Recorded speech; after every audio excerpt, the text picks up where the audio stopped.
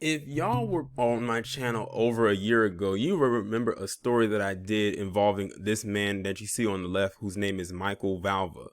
And basically what happened was he was responsible, this time I could say partially responsible, with the death of his son, in which he left him inside of a freezer, which the boy ended up freezing to death. And it was like a slightly of a big deal when it happened, and then it kind of went quiet for a little bit. Now fast forward over a year later, and the thing is, in order for me to, and the thing is, I had forgot I even did this story. I had to go and type my name, my YouTube channel into the search bar and type his name behind it just to see if I actually did a commentary about it. And sure enough, I did.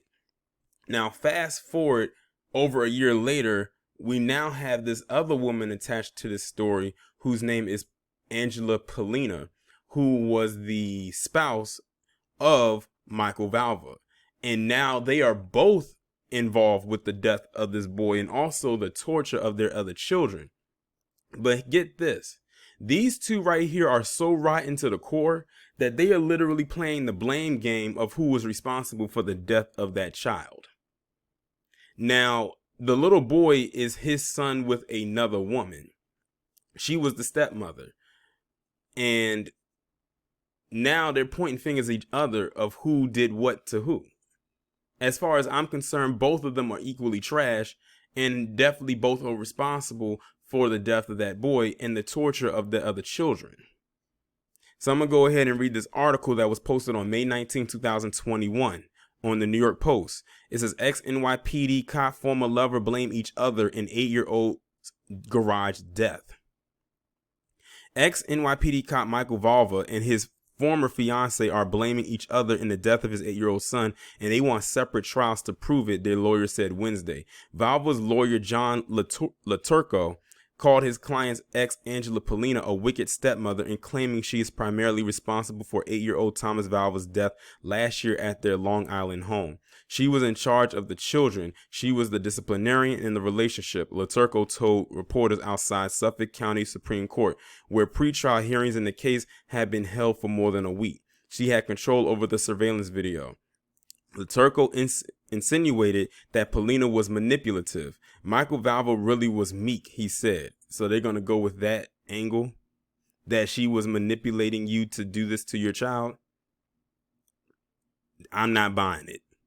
He was passive in the responsibility of the children, that she controlled the children. She actually controlled Michael Valva himself. The former lovers each faced second-degree murder raps for allegedly forcing Thomas, who had autism, to sleep in an unheated garage when the temperature outside was a frigid 19 degrees last year.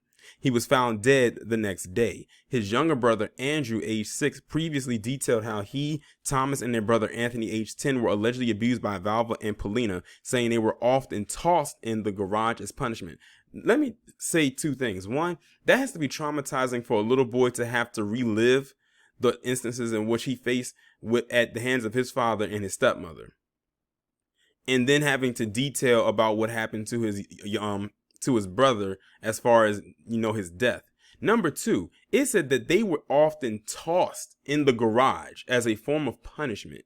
When I hear that word tossed, I don't see them saying dragged as in they pulled them in there. It means that they had to have lifted them off of their feet and threw them like they were trash into the garage as a form of punishment. And the fact that they said the garage as a form of punishment lets you know that it was some very bad conditions in that garage, as in a place that you don't stay in for too long. After all, they said they found the little boy in that garage dead in 19-degree weather. So basically he froze to death. And that's what they were doing to those boys. And it's something that sounds like it was going on over time. So if it was cold during those times, imagine what kind of punishment they had for them in the summertime if they threw them in that same garage when it was hot. So, like I said, both of these two right here are equally trash. The finger pointing and the blame game that they're trying to pin on each other is pointless. Meanwhile, Pollina's lawyer, Matt Toohey, accused her former beau of killing Thomas. What my client is saying is that he unequivocally is responsible for the boy's death, and she is not. In court earlier Wednesday, Tui ultimately decided to not allow Pollina to testify in the pretrial hearings despite her wanting to take the stand. During the hearing, Judge William Condon asked Pollina whether she agreed with her lawyer's decision.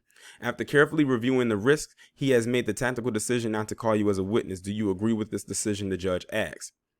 Yes, Pollina responded in a clear voice, her once long brunette locks now turned gray. A more weathered-looking Valva sat across from her, but the two didn't appear to look at each other during the proceedings. Prosecutors claim the boy died of extreme hypothermia and that surveillance videos captured him shivering in the cold. That's crazy. The defense lawyers have already filed motions to sever the cases, hoping that each of their clients will face a separate trial. The next court date is scheduled for June 17th. Like I said, both of them are equally trash. I don't know why they are playing the blame game of who did what to whom. Both of them are equally responsible for the murder of that boy, and the fact that they're trying to make it seem like one is more responsible than the other is absolutely ridiculous. Both of them are responsible, and both of them are the reason why that boy is dead. And both of them are the reason why some people don't deserve children. Like, that's absolutely insane. Like, they let that boy freeze to death.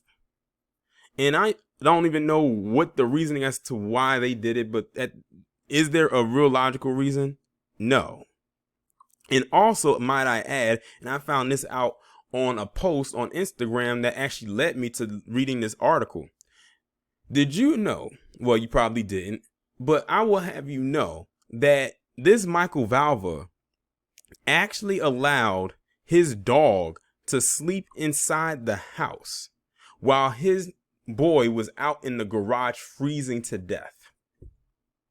What does that tell you? We've heard so many times over and over again that PC loves their animals. They love their pets, especially if it's a dog. Man's best friend. I'm telling you, that man's best friend is basically a terminology that was created for white men. Let's just put that out on the table right now as it is. He put his dog's well-being over his son's life. That alone should get him. I don't know what the capital punishment is up there, if it is or if it is not. But why even have a trial when it involves these two right here? Just let them rot. Lock them up and throw away the key. Life without possibility of parole. Point blank, period. And she's trying to make it seem like she's so innocent and everything like that, and she's definitely not. Like, he said that she was manipulating him. No, like I said, both of them are trash. They did not live in a home. They lived in a house from hell.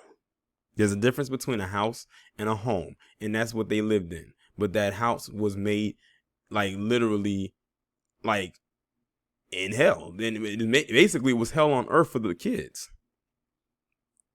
And I wonder what the NYPD had to say about this, because this guy was a whole cop doing this. But we've heard a lot of stories, and what's crazy is we've heard worse stories than this. That's the crazy part.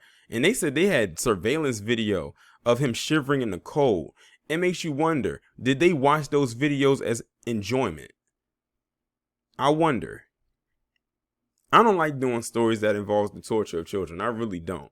Because, like, that's, especially if it's your own children, like, that's crazy. That is wild.